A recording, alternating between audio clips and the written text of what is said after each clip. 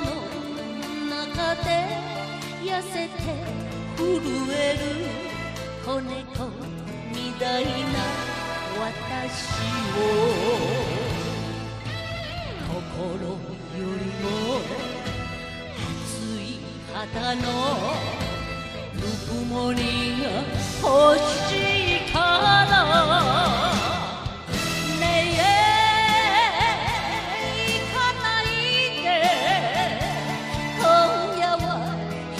人にしないで抱きしめてくれたら何もいらないどうせ捨ててと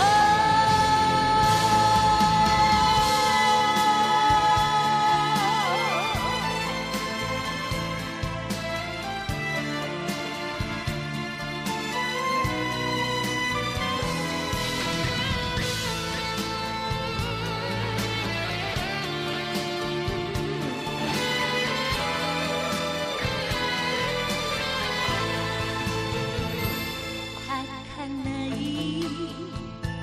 戯れを愛だと信じてせめて今は膝に甘えて子猫みたいに泣かせて爪を立ててしがみついて眠るのはかわい